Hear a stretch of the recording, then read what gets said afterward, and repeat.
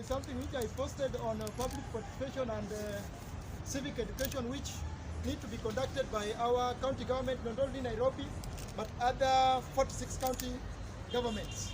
We are going to emphasize on that to ensure that we are all included in the development of counties, and to ensure that whatever they decide is not just decided by very few people in those county halls. All people, especially this national social movement, we are in all counties. We have our branches even here in our Nairobi. We have Jacaranda, our branch, and other branches. We are going to ensure that we are indulged in the development of county governments, because there's something which do happen in such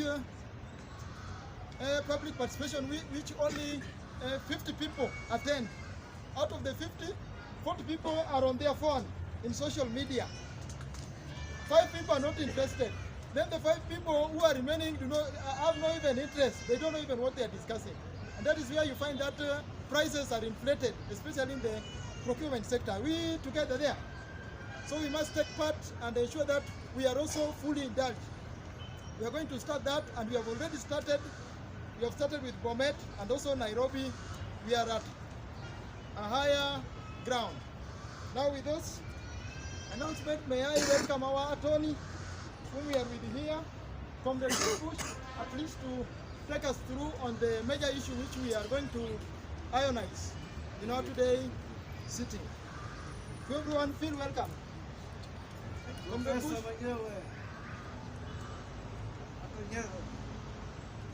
Bunge la Mwananchi, Bunge la Mwananchi, asanteni sana.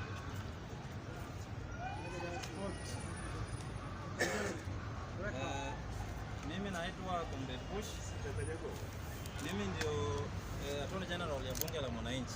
Today I want to express gratitude and tribute to the General Assembly of Bunge la Mwananchi for considering this very important subject for deliberation today, and for your unwavering solidarity in the national cause of social justice.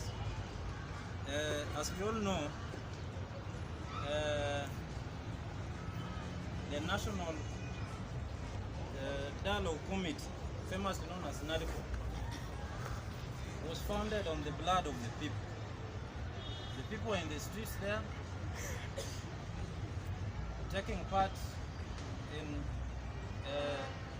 protests and demonstration, which is a constitutional right under Article 37 of the Constitution.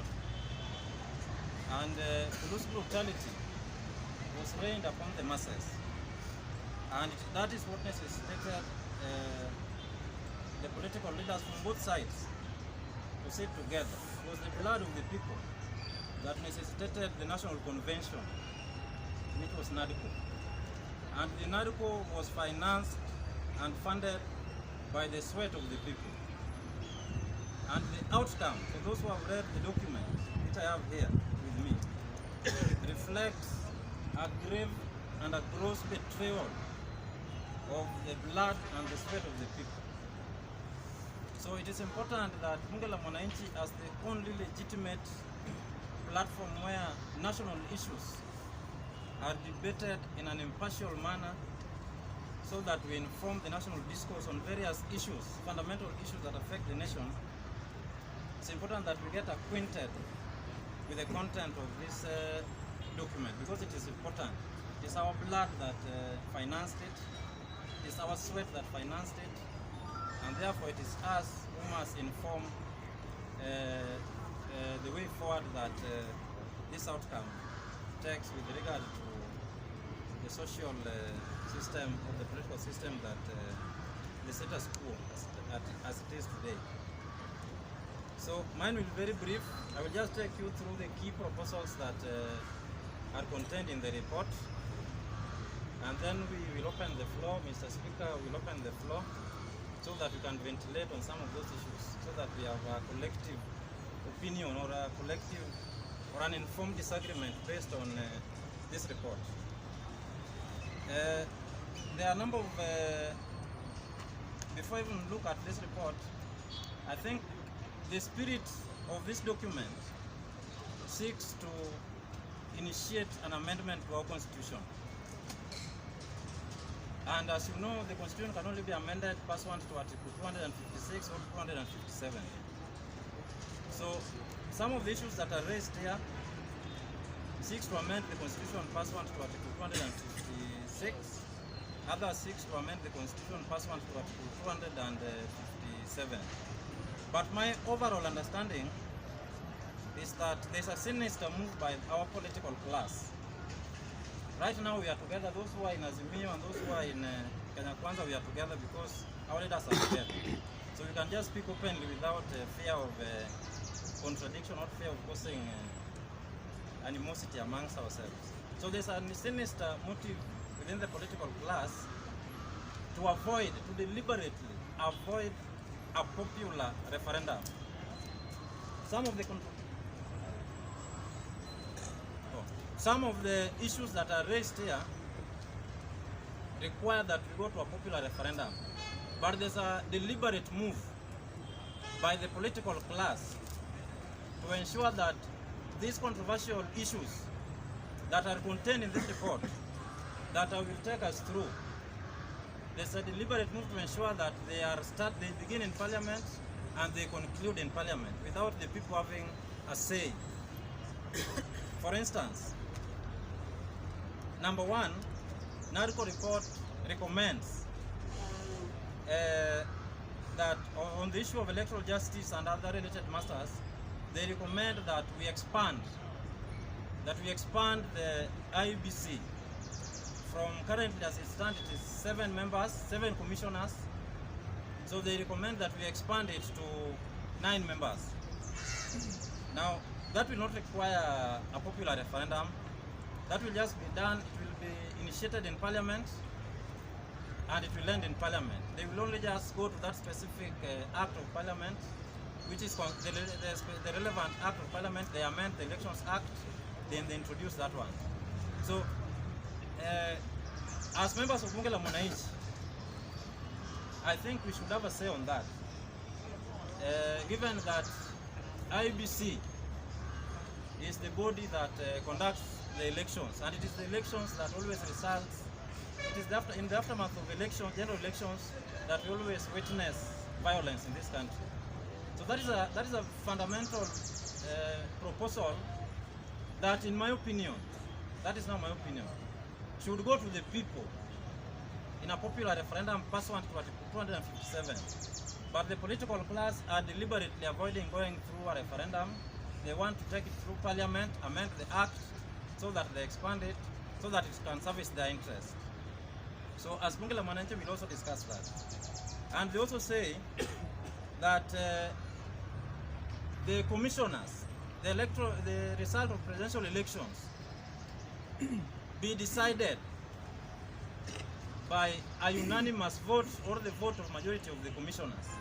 So assuming that now we have 7 commissioners,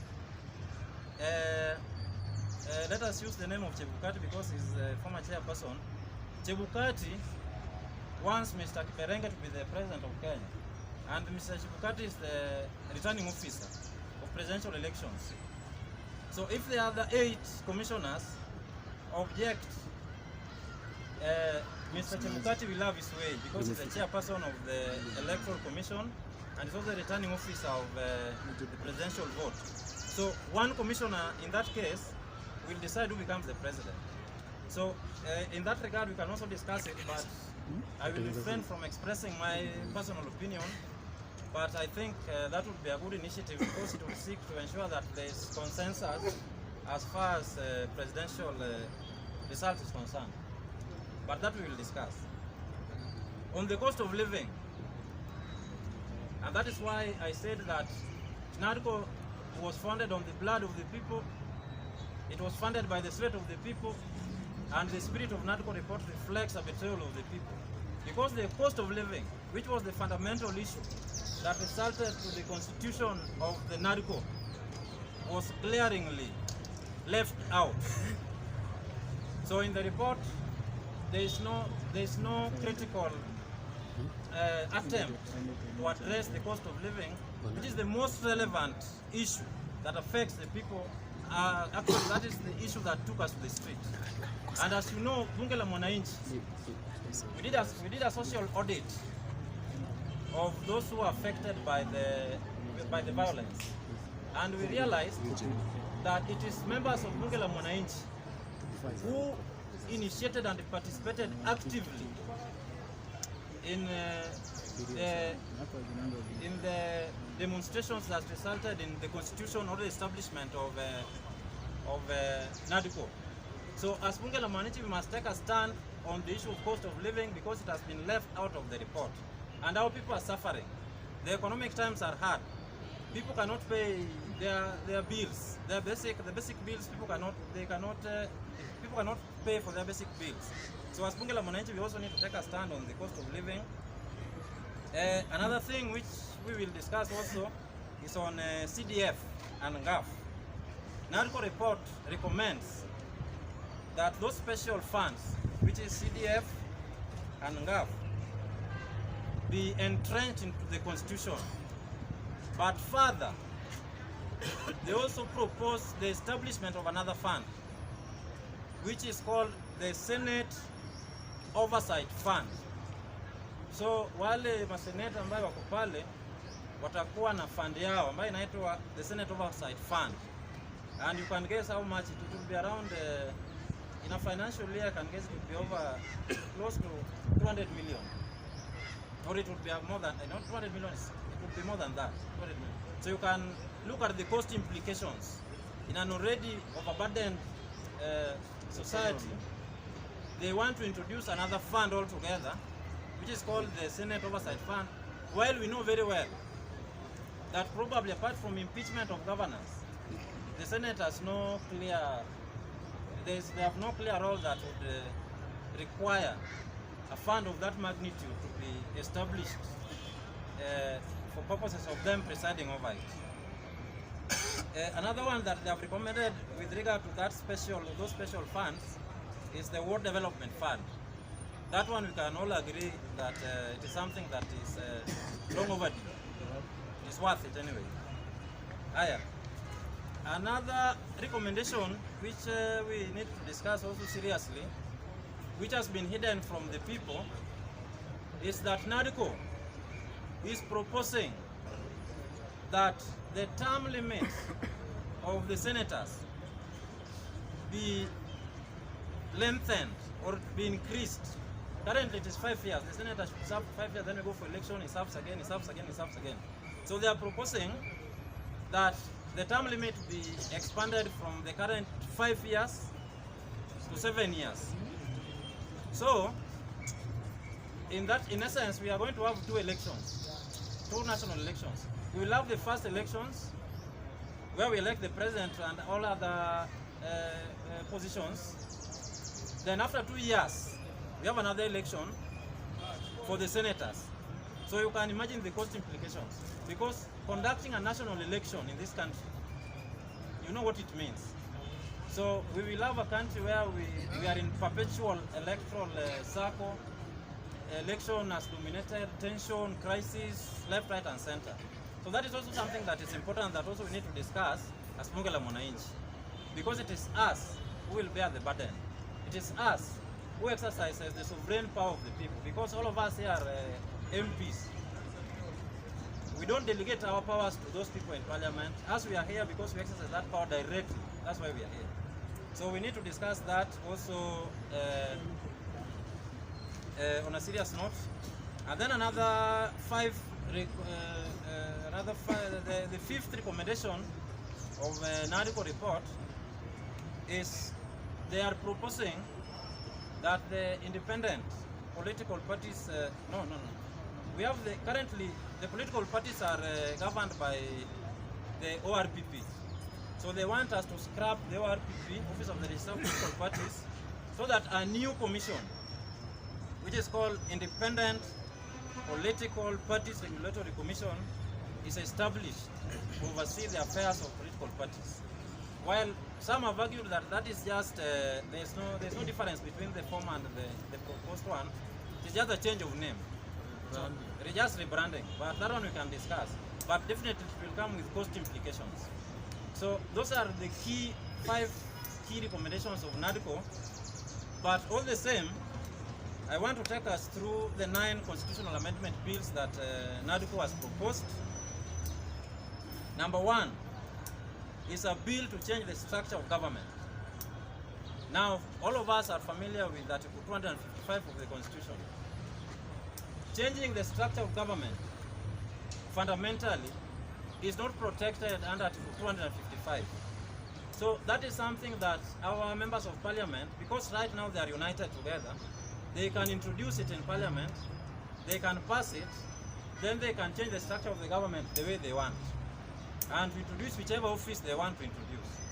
So that is why I was saying that the spirit of NADCO report is sinister, because it is avoiding popular initiative. They are going for parliamentary initiative.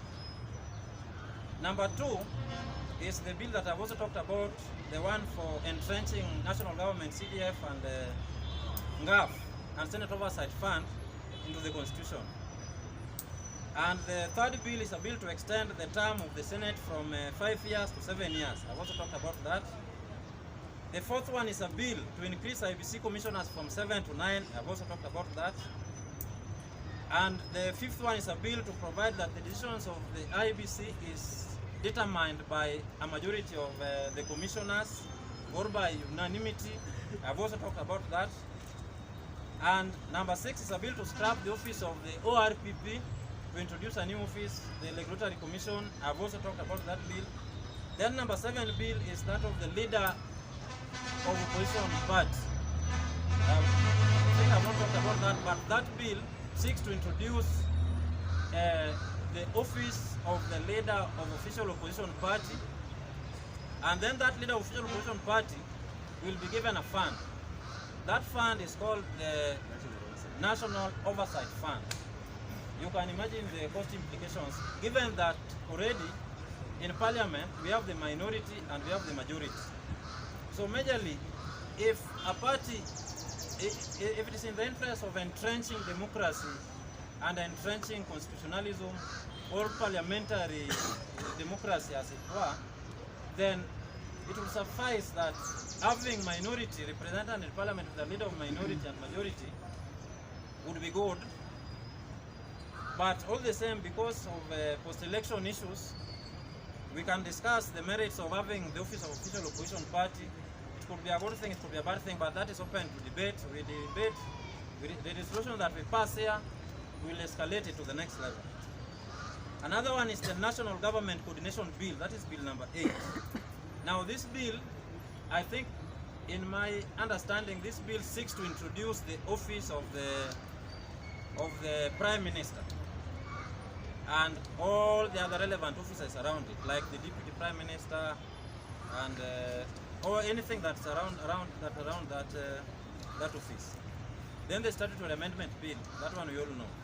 So that is the end of that is the overview of just some highlights of what is contained, but that is majorly what is contained in the National Dialogue Committee report.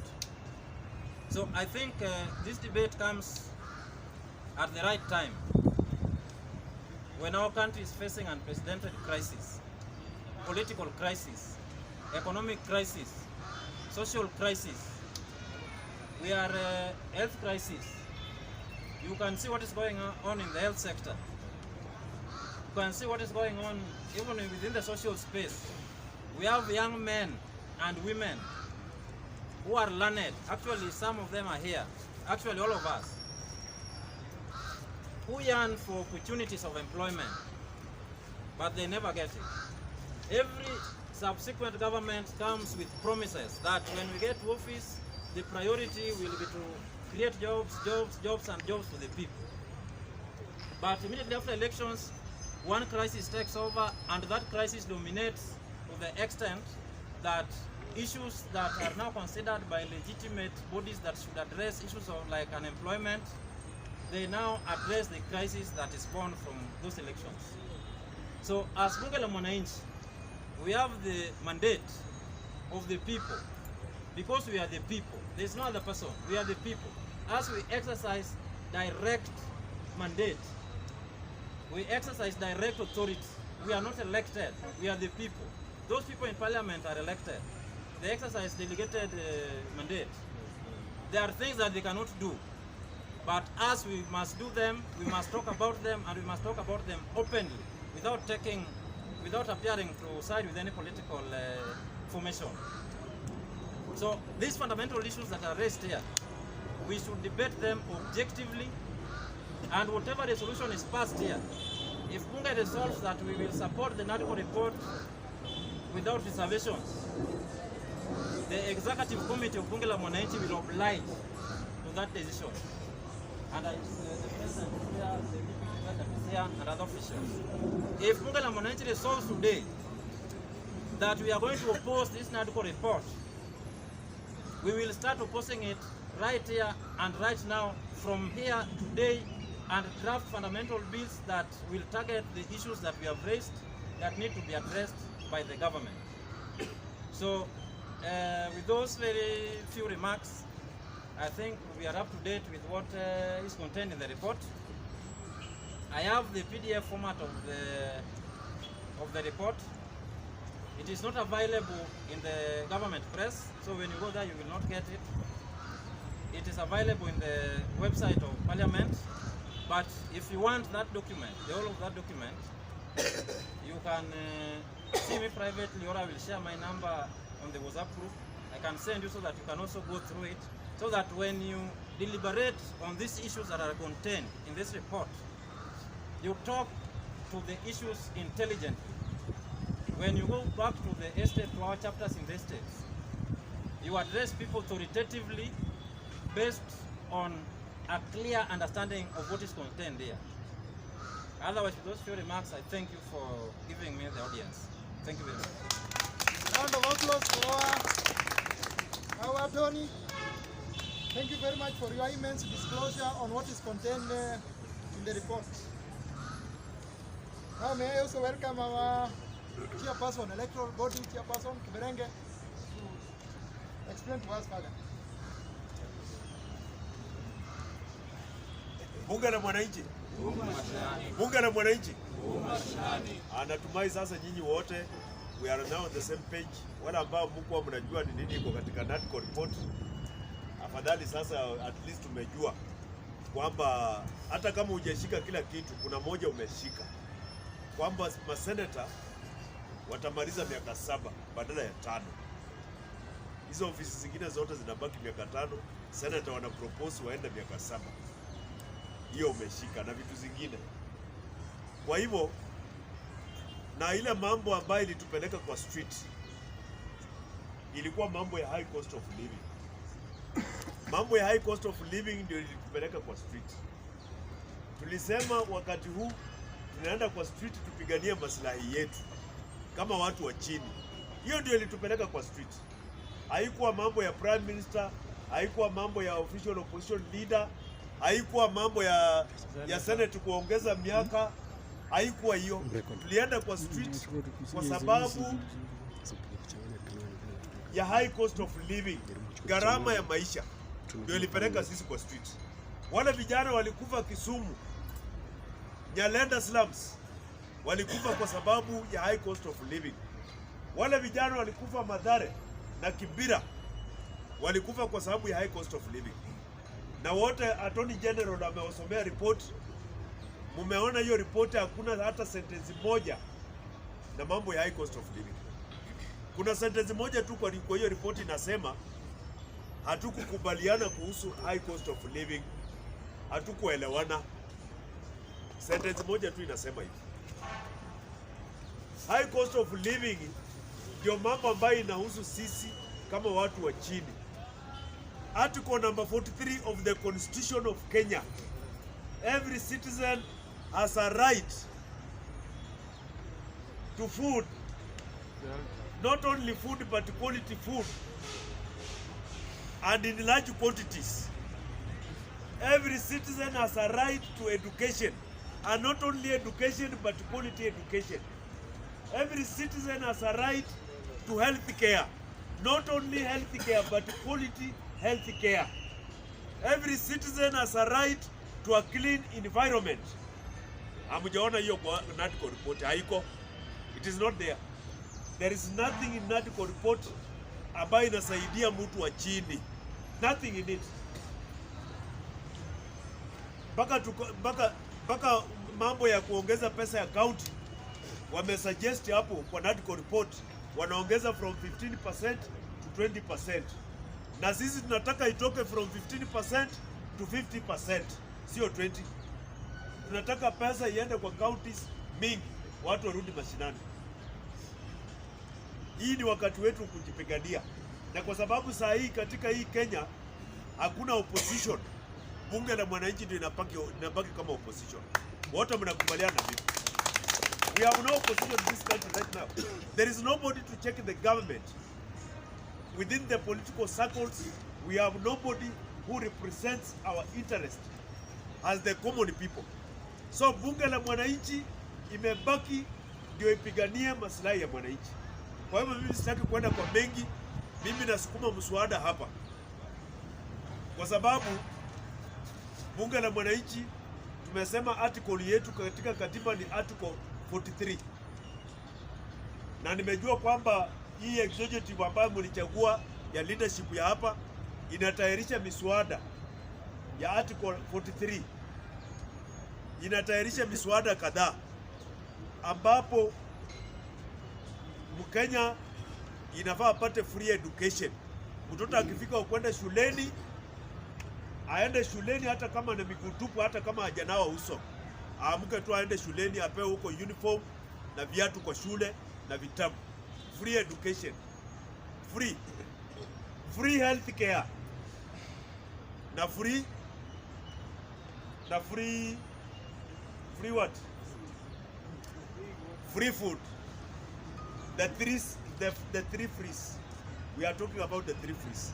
Kwa hivyo mimi nasukuma mswada hapa, motion ya kusema that members today to find this NADCO report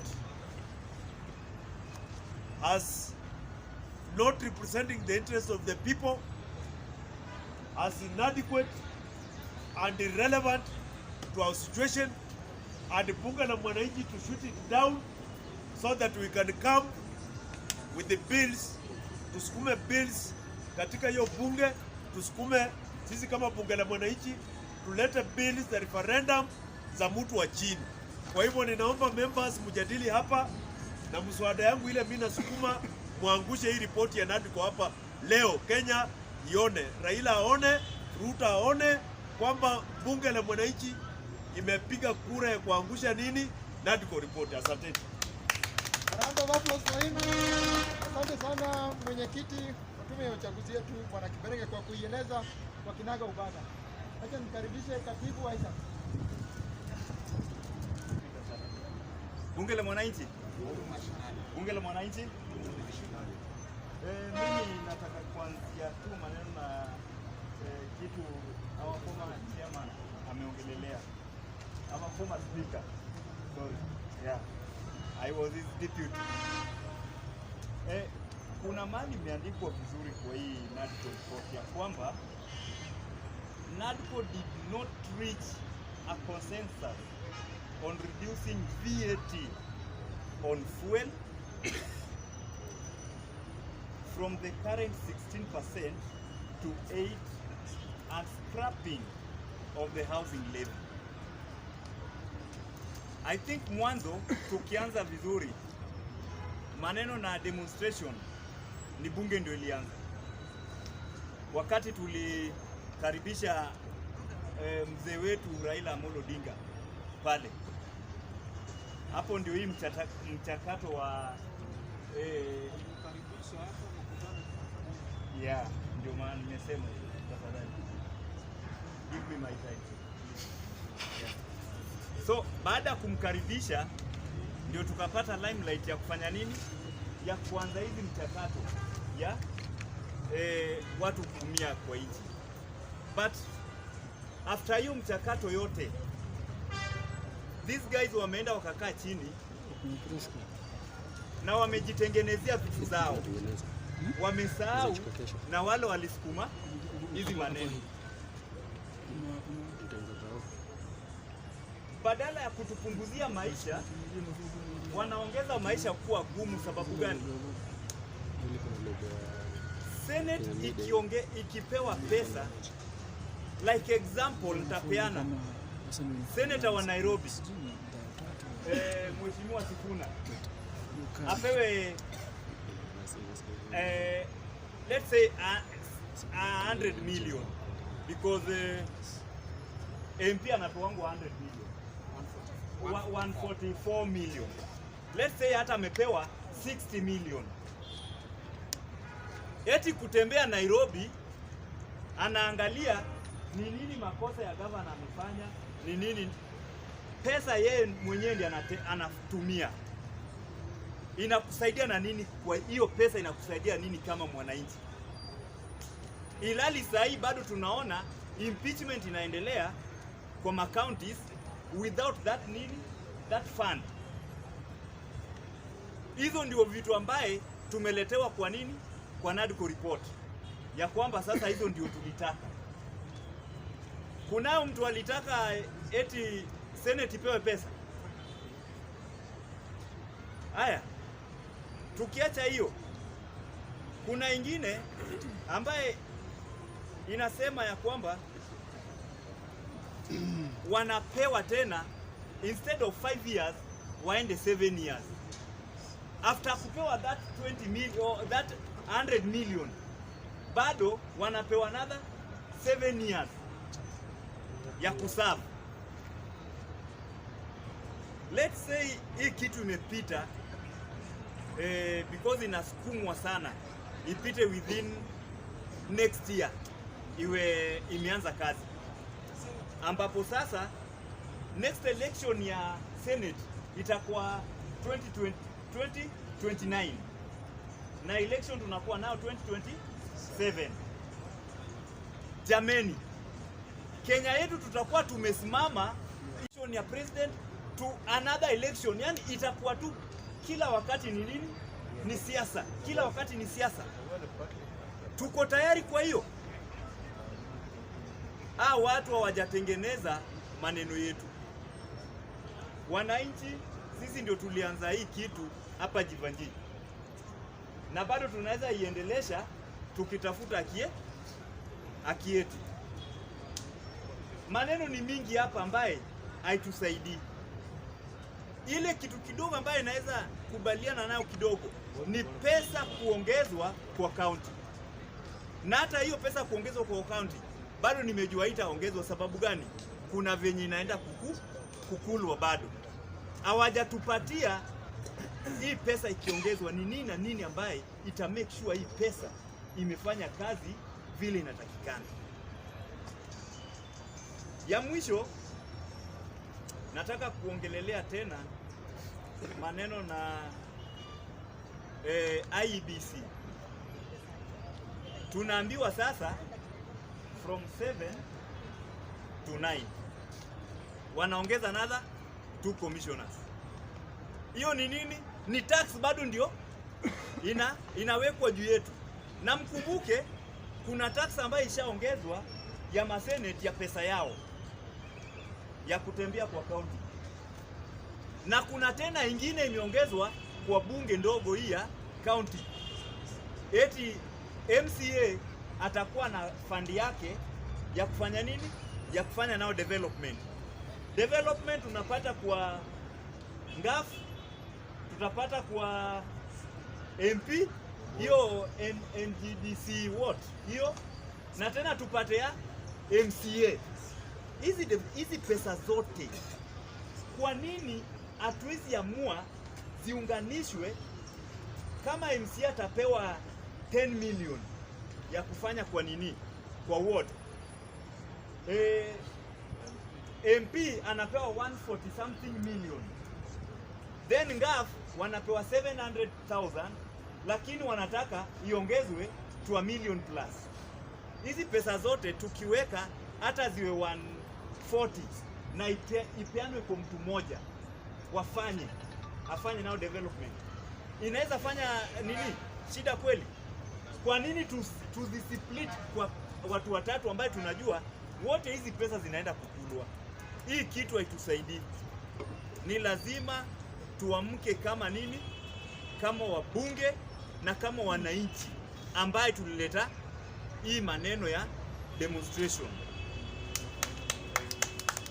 Asante sana bwana Speaker. Nimemaliza yangu hapo. Asante katiba. Order member, okay? Now may I welcome mwalimu. Point of order, Chairman. Move our motion. Asha move motion. Yeah. Give the people platform to debate well. Bana, Point of order, Chairman.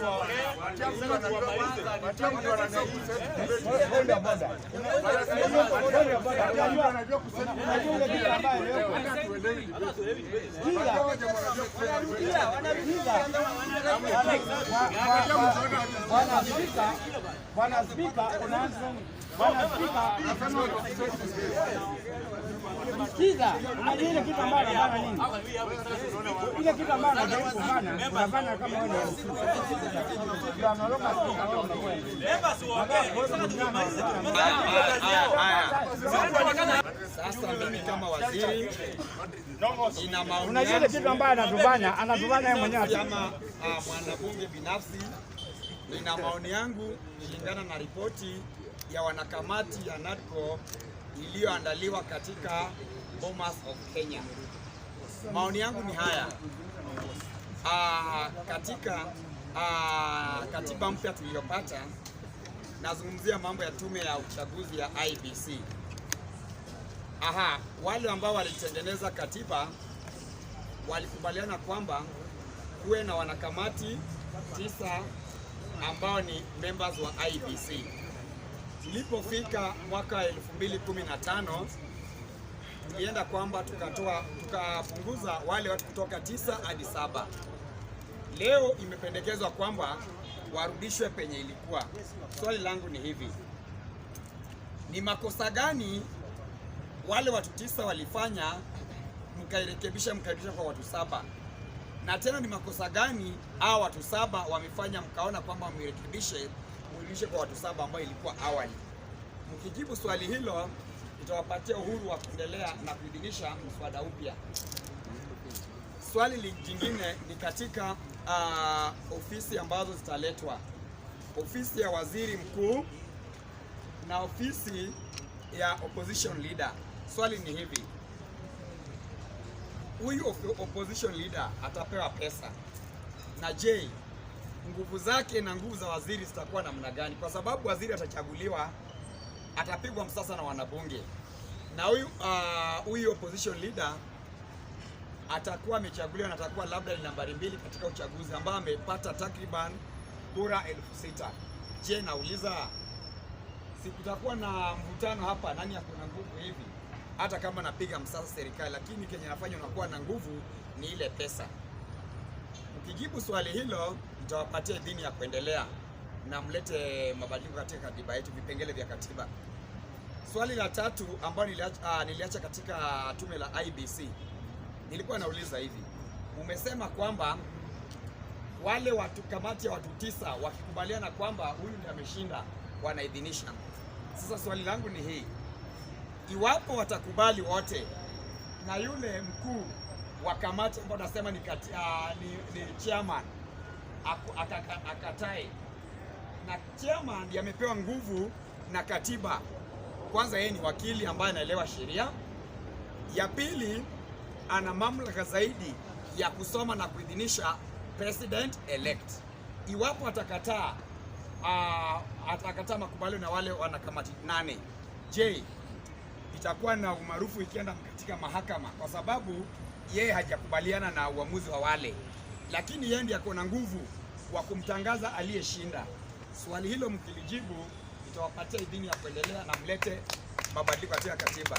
Mwisho nikimalizia, leo nimejaribu kuzungumza kwa Kiswahili ndiposa kila mwananchi aelewe, kwa sababu mambo ya ukarabati wanatuletea vitu vya kizungu, lugha ya walevi kutoka Marekani, lugha ya walevi kutoka Ulaya, lugha ya walevi kutoka Asia.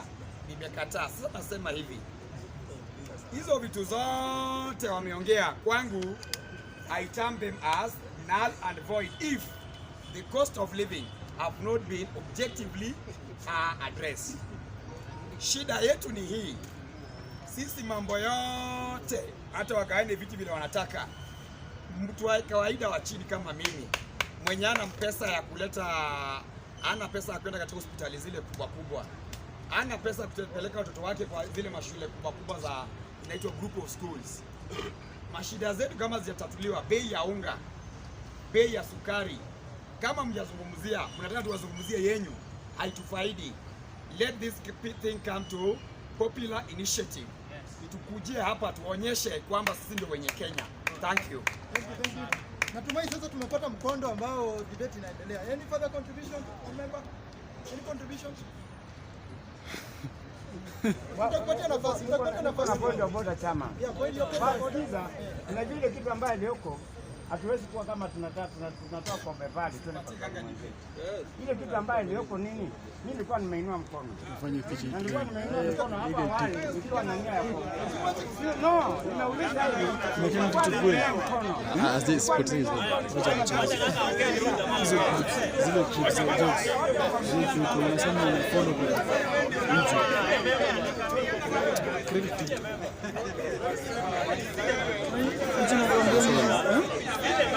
TikTok ile push mbali.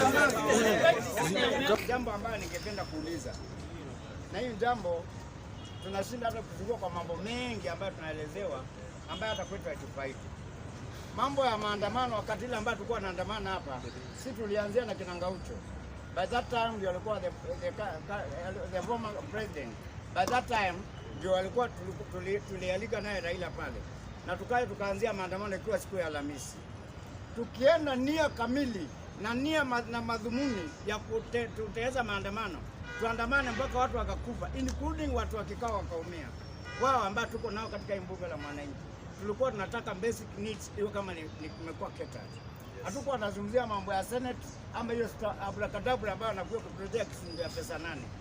Ile kitu ambaye nia ya mili ilikuwa kwamba tupate shelter, tupate kitu kama chakula hiyo kama imekuwa bei rahisi, na ile mahitaji yetu kama nyumba iwe ni kitu ambaye imekuwa catered. Ikiwa kama haijakuwa catered, hiyo story nyingine inatusaidia na sasa. Hebu nikuulize, sasa hivi tukianza kuuliza tuseme atusete taongezewe Senate aongezewe mpaka afike miaka 7. Akifika miaka 7, weko hapo sasa, hata tunastahili kutoa. Nataka kuchukua mfano mzuri. Mimi mahali ambaye nimetoka, mahali nimezaliwa, senator wangu ni Kabindu Mudhama ambaye ni wa Machakos. Tangu aingie hiyo Senate ameongea nini? Tangu wakati ule mbele mpaka sasa hivi mmekusikia akiongea nini? Alafu sasa hivi nimuongezee miaka. Kama hiyo miaka ya mbele ikiwa 5 alikuwa hawezi kuongea. Sasa hivi akiongea hiyo 7 hata 8 ataongea.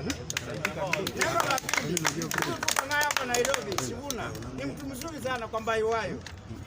Mbele mingi akiwa pale ni nini? Niambie ni nani ambaye anajua ni nini ambaye amesaidiwa na Sivuna minus kuongea kwa barabara kwa TV. Hiyo angalia reality.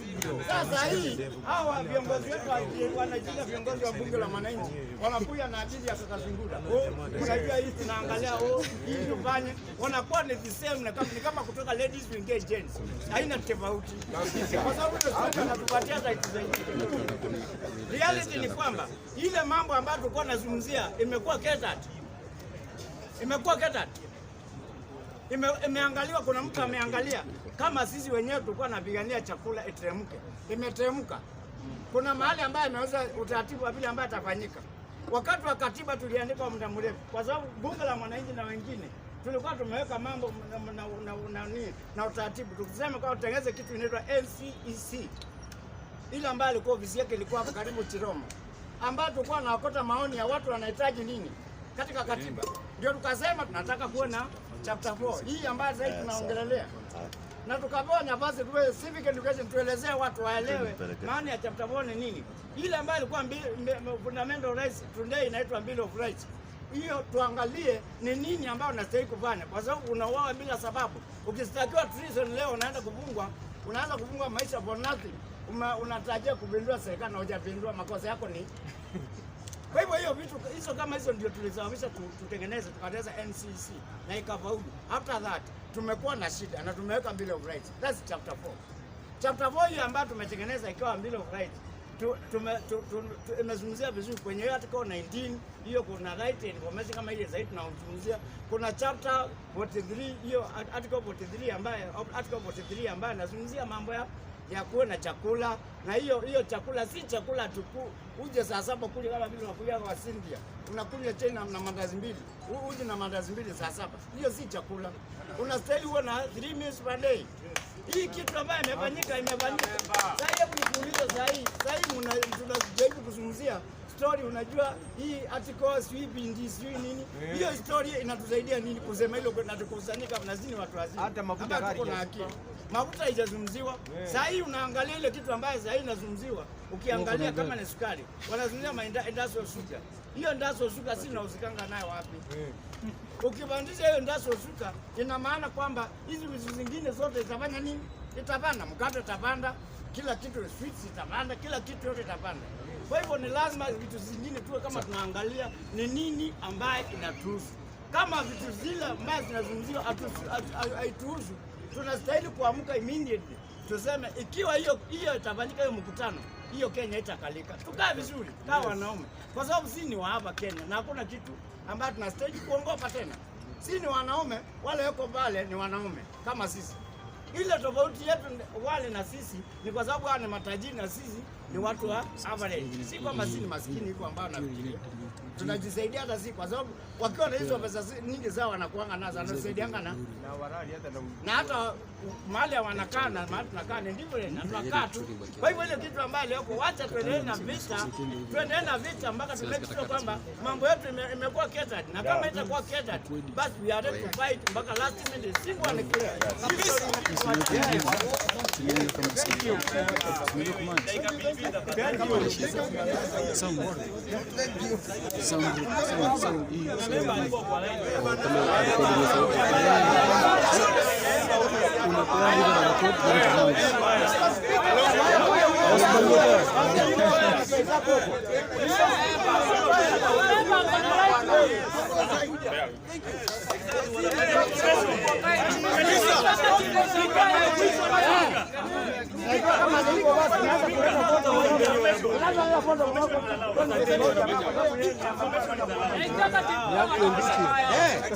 Huyu jamaa lazima tumembichi kwa sababu amekuwa another problem fulani. Wewe kama tujue hao ambao ni wewe endelea wewe. Information is allowed. This bunge la wananchi belong to these members. Hizi. Kwani imekuja ndefu aje? Imekuja fupi tena. Maana nilichange ile nyingine iliharibika. Ikabidi nimeimprovise kiasi. Hiyo ni lape nyingine niliaga.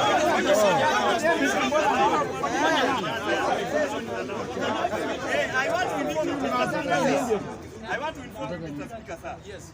Mr. Speaker, all of us are members of bunge la Sasa ninakuja ndio wanaanza hizi. And you are our leader because you are the speaker.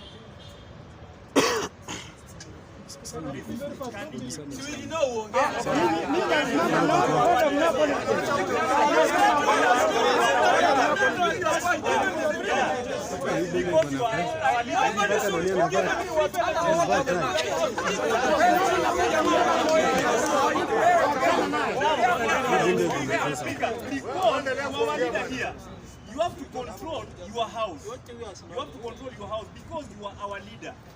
All of us, we are members, but you are our leader. You are the leader here. So you have to take a control. All of the